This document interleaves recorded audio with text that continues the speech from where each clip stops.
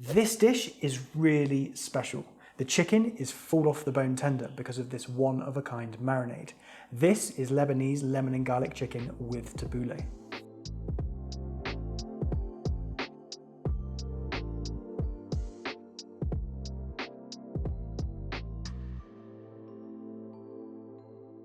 To get started, we're going to make a marinade for the chicken. This recipe is heavy on lemon juice and garlic, which will make a lot of you very happy. Peel 8 cloves of garlic. Yes, that's right, 8 cloves. I always see those comments in videos saying, not enough garlic, or I had triple that amount of garlic for my breakfast. So this recipe is for you guys. Once they're peeled, get a medium-sized jug, add to the garlic, 125 ml or half a cup of lemon juice. This was the juice of 4 lemons for me, although 2 of them weren't particularly juicy, so you might get away with 3. Blend with a stick blender until you have a smooth liquid with no large bits of garlic remaining. Then add a 30 ml shot of olive oil, 2 teaspoons of smoked paprika, 1 teaspoon of ground cumin, 1 teaspoon of ground coriander, 1 teaspoon of cracked black pepper, half a teaspoon of dried chili flakes, a few sprigs of thyme or a teaspoon of dried thyme leaves, 4 bay leaves, 1 teaspoon of salt, and stir all of that together. If you're not a vampire dodging garlic head, then stick with me on this recipe. Don't be put off by this huge amount of garlic. It brings an incredible flavor without being overpowering in the end. I've got my chicken split into 2 Ziploc bags, 3 pieces in each bag. I chose to use chicken drumsticks today. Thighs or even wings would also be great. All I did with these drumsticks was give them a few jabs with a small knife to give the marinade a pathway into the meat. This will be particularly helpful with a short marination time. I like marinating in bags like this because the bag makes the marinade cling to whatever you're marinating, so you can use a lot less marinade a lot more effectively. Split the marinade between however many bags you're using. Give it all a good mix, squeeze out the air and seal up the bag. A great way to get all of the air out of a bag like this is just to close up the seal of the bag 90% of the way, then dunk the bag into some water. This will push all of the air out and you'll be left with an airless bag. It's a great trick if you have lots of bags to seal and haven't got a vacuum packer. The other thing I love about marinating in a bag is it's easy to mix the marinade without getting covered in raw chicken and the marinade. I haven't had to touch the chicken at all, and all I've got to wash up is this jug, the end of the stick blender, and a teaspoon. Place the chicken into the fridge to marinate for a minimum of 1 hour, but I'm going to encourage you to do at least 4 hours or ideally overnight. This is going to give that lemon juice a chance to tenderize that chicken.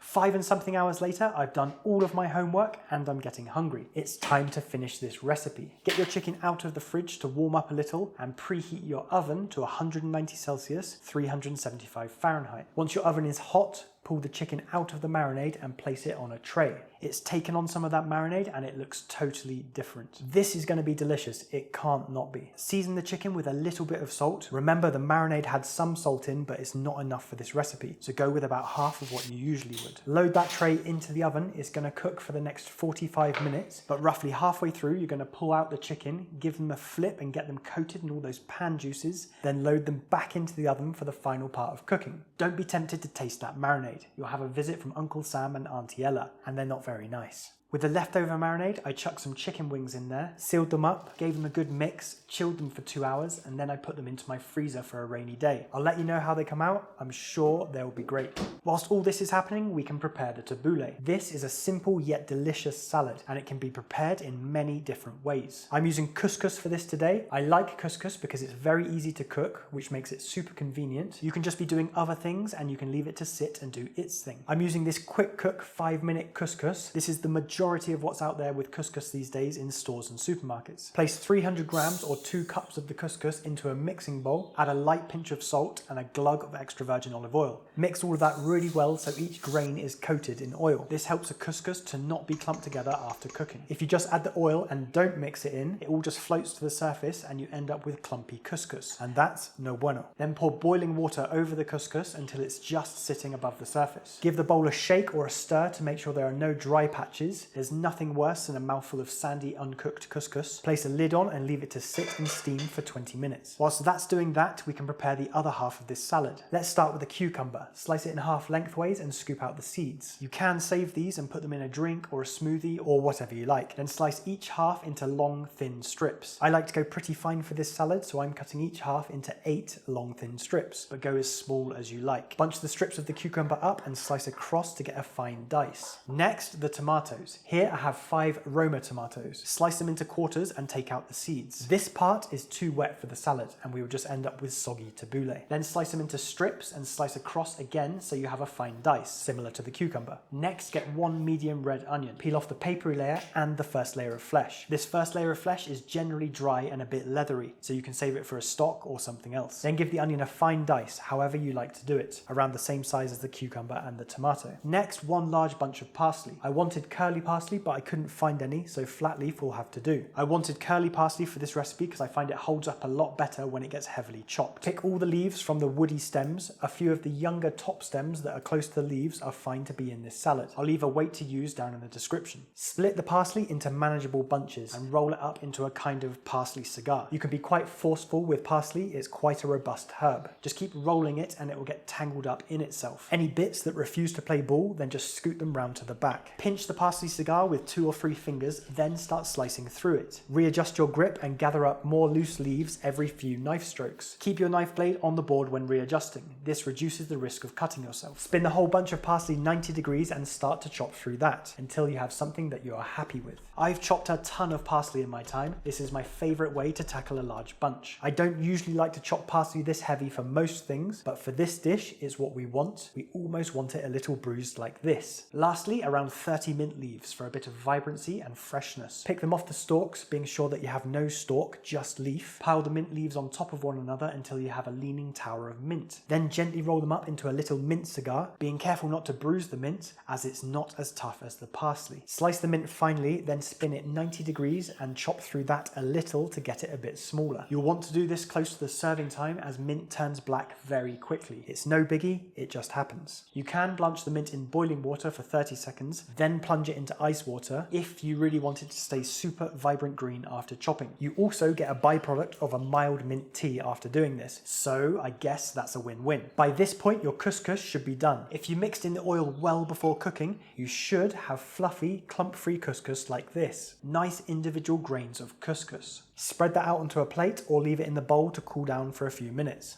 Just for a visual representation, a tabbouleh salad should be at least 50-50 couscous to veg and herbs, not couscous with a few flecks of herbs in it. Mine's probably more like 60 veg and herbs and 40 couscous. Bring the chicken out of the oven once it looks well roasted, tender and delicious. It's glazed all over the outside and it smells incredible with lemon and garlic. It looks so tender, that marinade has really done its job. Place the chicken into something to rest, then add some hot water to your tray. Give it a rub with a wooden spoon and start to deglaze by getting some of that incredible fond off the base of the tray. This is going to be a kind of pan sauce to glaze the chicken with a little later. Load that tray back into the off but still hot oven until we need it. Let's assemble this tabbouleh. Once the couscous has cooled down, add it to the mixing bowl with all of the herbs and vegetables. Carefully place those beautifully chopped veggies and herbs in. It would be soul destroying to drop them at this stage. Then start giving it a mix, but you realise that you forgot to add a splash of extra virgin olive oil, a pinch of salt and the juice of 1 lemon. Mix all of that really well, taste for seasoning and add more salt and lemon juice if needed. I'm adding a bit more salt and the juice of another half of a lemon. Plate it up onto a platter or a serving dish and place that rested, incredible looking chicken on top of that. Grab your tray from the warm oven. It should have lifted most of that delicious glaze from the base of the tray. It tastes deeply lemony and spiced. You literally can't buy this kind of flavour. Plus, the tray is going to be 100 times easier to clean. Life should be full of win-wins like this. This is a dish and a half. The flavours and smells going on here are on another level. The chicken is deeply lemony and spiced with a subtle hint of garlic.